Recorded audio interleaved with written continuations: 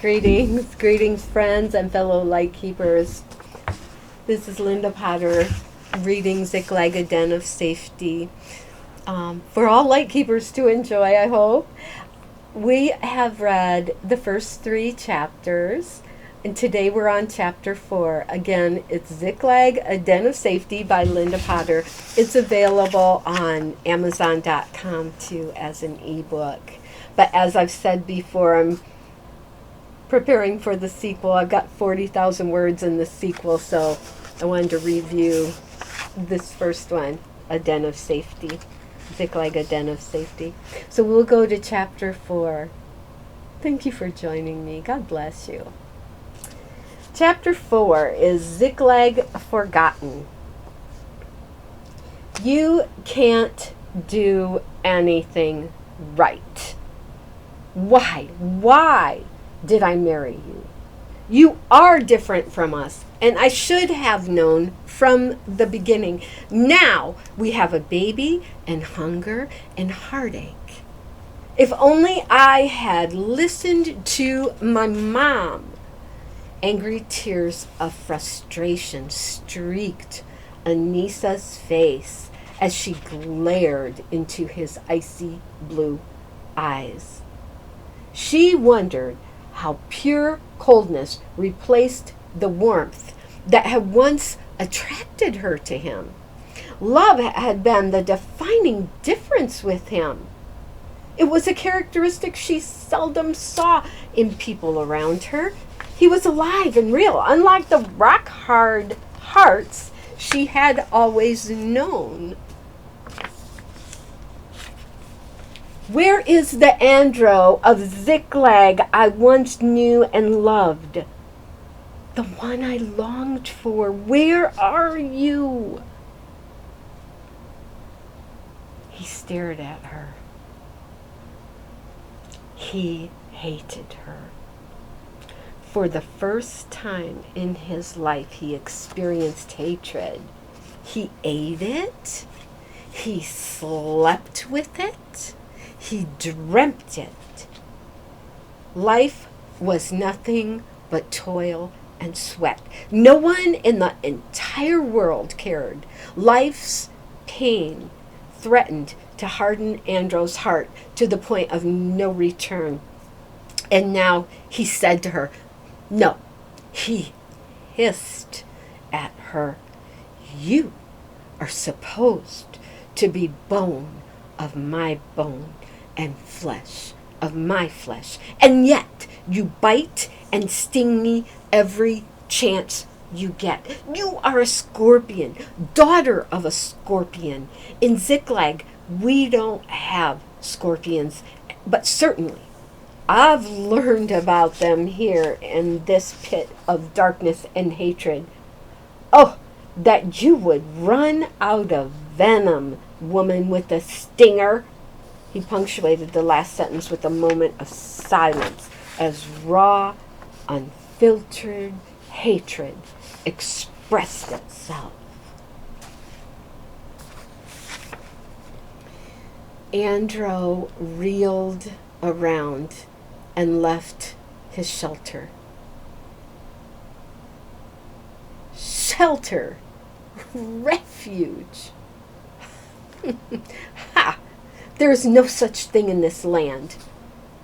Bitterness became his solace.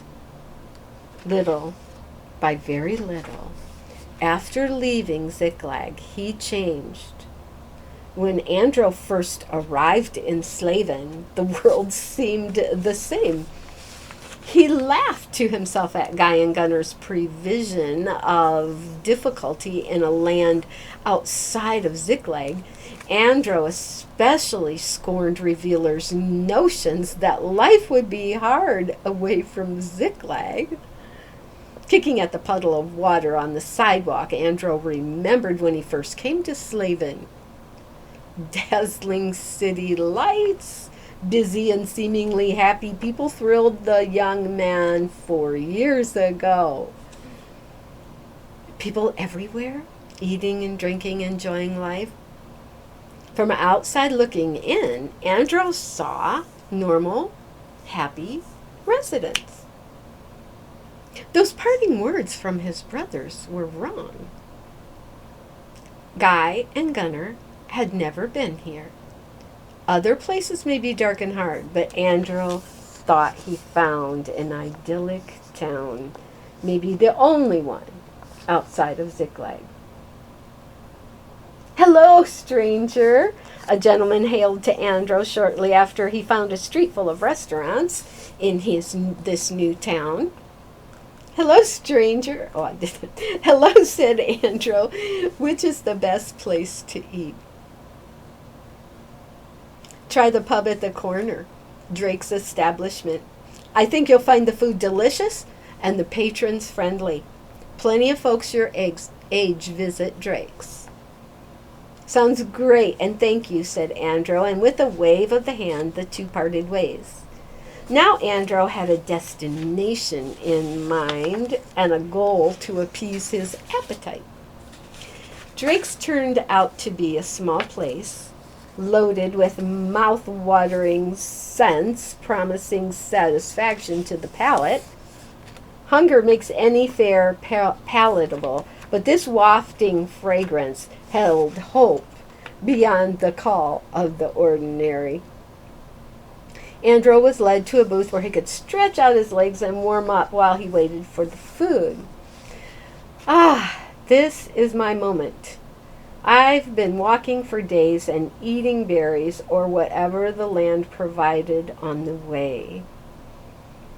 And the crackers Kaylee made for him were his mainstay. He just ran out as he approached the town. Perfect timing. Maybe Revealer's presence protected him after all. The food arrived without disappointment. The waiter noticed the intensity of his appetite and offered a second round of the same. "Bring it on," exclaimed Andro, who knew he could easily consume more. A cup of coffee and a piece of chocolate cake rounded off the perfect meal. "Where's a reasonable place to lodge? And how's this neighborhood for rooms and work? I'm not skilled in many areas, but I work hard." The visitor, full of questions, hoped the local pub was a good place to start. Slowly he gathered the information he needed. For the night he had enough money to sleep in a room upstairs at Drake's comfortable establishment. And why go anywhere else? He was offered a free breakfast if he'd help clean up in the morning. Surely this is a good thing. Just what I need, thought Andro. And these mean people seem mighty friendly. A slight smile swept across his face as he climbed the stairs to his room, wishing the naysayers had witnessed his welcoming night in Slaven. The room was modest, but cheerful. Not many furnishings, but well attended and in good taste. The colors of the bedspread, warm hues of gold and brown, complemented the simple chair and desk in front of the window. Just one window, and it sat right above Drake's establishment sign. In fact, he thought he heard a faint squeak as the wind blew. Not enough to keep a person awake, more like the kind of sound that might lull you to sleep. All the comfort and friendliness of the newly found town only confused Andro. He prepared himself for the worst and was happily surprised at the comfort he felt among these strangers. "I am so accustomed to Ziklag, I can't even function outside of it. How ridiculous. I'm a grown man who's never experienced life outside the protective confines of Ziklag. I can't be afraid of every unknown situation. Fear is not going to control me." He shook off the anxiety like a wet pup shakes water out of his coat, from the head to the tail. "There now, I'll be fine," he thought. On the surface, he was fine. He didn't pay attention to the rumbling of thunder in his own heart, nor did he notice the lightning flash in his soul. He totally ignored the storm brewing underneath all the fineness. With no attention required from the weary traveler, morning arrived as it had previous days in Ziklag. Andro arose, hopeful and joyous. After a good night's sleep, after the outstanding meal the evening before, along with the friendly citizens of Slaven and the pleasant surroundings, Andro felt he had a calm sea to set his life's sail. To think a little cleaning downstairs will pay for my breakfast. Freshened and dressed, Andro embarked on a new life. One night of setting sails for his new life at the pub afforded many more. He was welcome and knew it. Andro made friends with the owner and quickly learned to clean the place, serve meals when needed. During the day, all sorts of odd jobs opened in town. Once word got around that he worked hard, he became a sought-after man. The jeweler in town often called him to help melt down cast metals. Andro learned the art quickly. "Promise, my boy, you've got promise," stated the jeweler.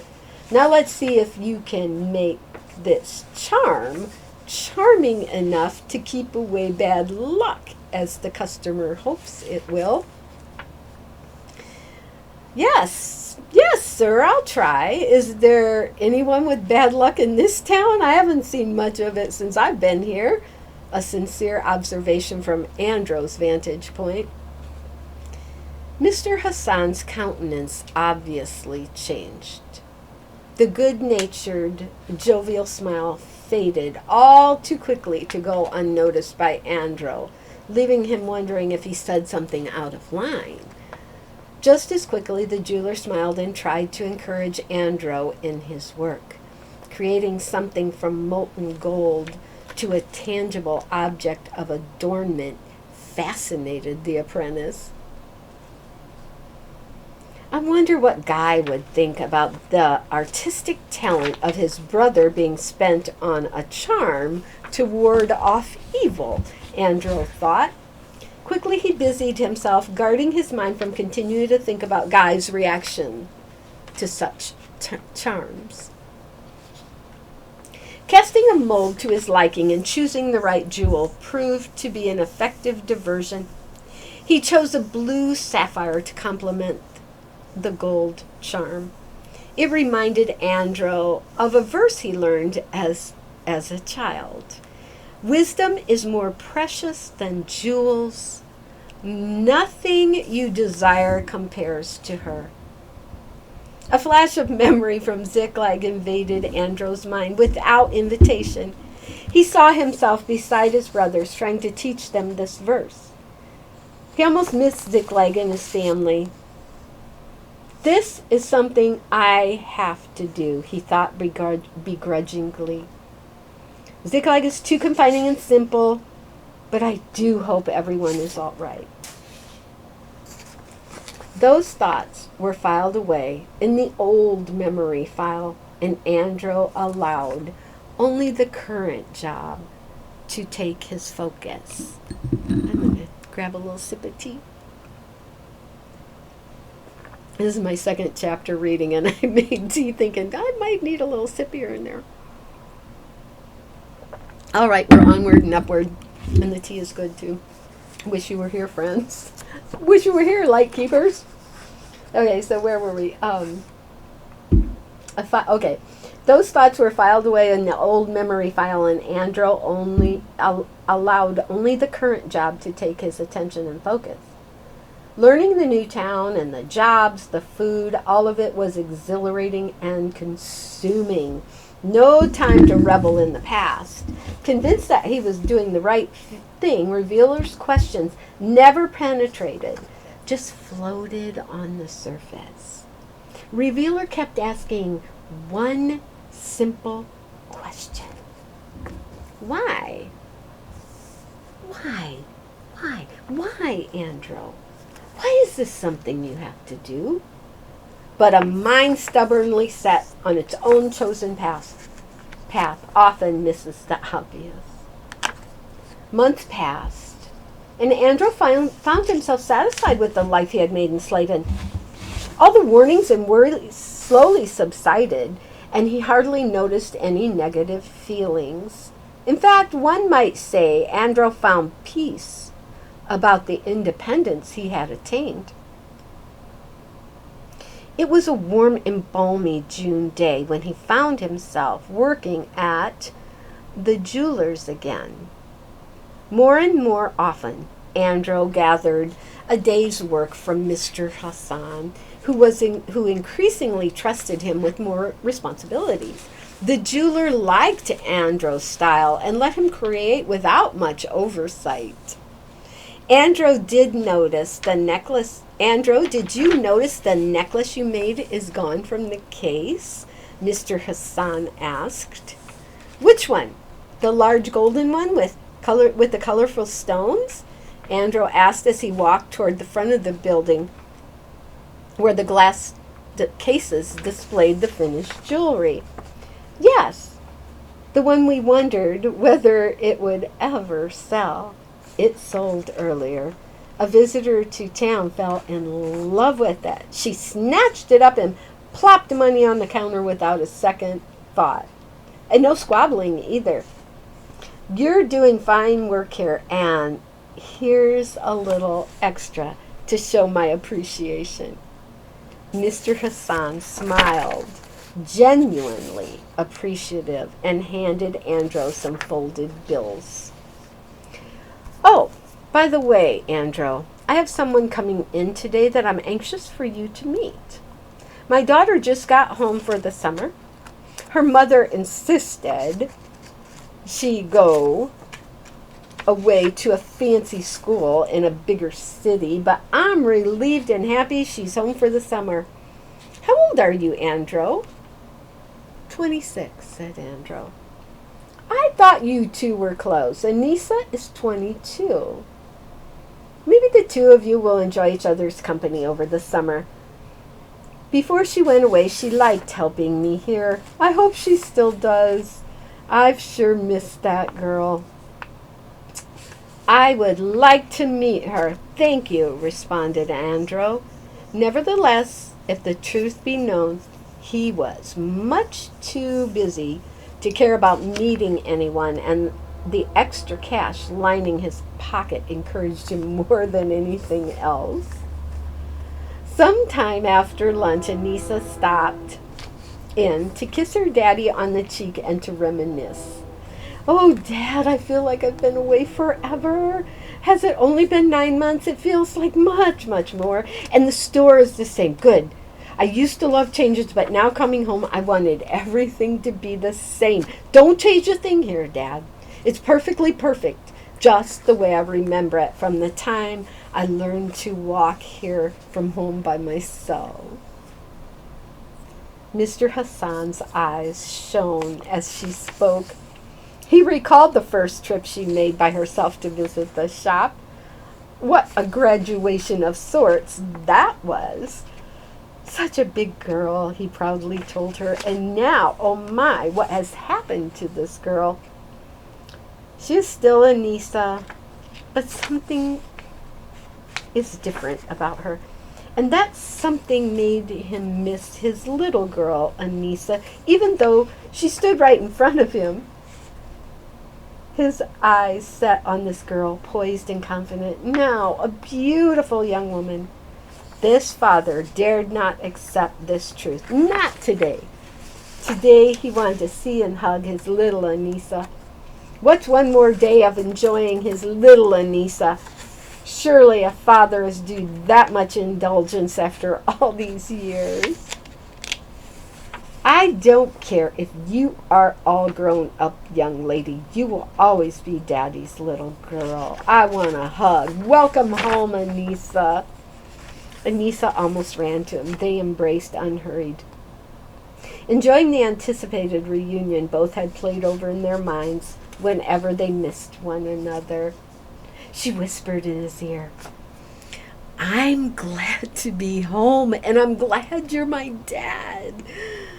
Mr. Hassan beamed with joy. She was the only charm this jeweler needed. "Oh, Anissa, I've almost forgotten," said Mr. Hassan as he led her to the work area in the back room. "Andro, this is my daughter Anissa. Anissa, this is Andro. He's been quite the gift to me lately. He comes in and helps when I need him, and he's even making and selling some of his own designs." "Anissa, I'm pleased to meet you. Your dad said you are home for the summer. How was your trip?" asked Andro, hoping he was friendly enough, but not awkwardly so. Anissa noticed immediately something about Andro was different from others she knew. Was it his accent or appearance? Maybe both. She shook his outstretched hand and answered courteously, "Nice trip. Glad to be home," hiding the curiosity that wanted to ask a dozen questions. Instead, she said, "Show me around, Dad. What new things have you made?" Anissa tenderly held Mr. Hassan's arm as he showed her the new pieces of jewelry. When they were across the store, she asked about the helper. "Ah, so that's it. He's not from Slaven? A place called Ziklag? Interesting. Slaven doesn't often welcome visitors." "He's nice enough. I think you'll see that for yourselves." Mr. Hassan knew the two would see each other at the store. Over time, Anissa and Andro eked out plenty of time to get to know each other better. By summer's end, they considered themselves good friends and made excuses to run into each other whenever possible. Even the people at the pub were not as important to Andro as they once were. "You're working today?" Andro said, somewhat surprised to see Anissa at the shop.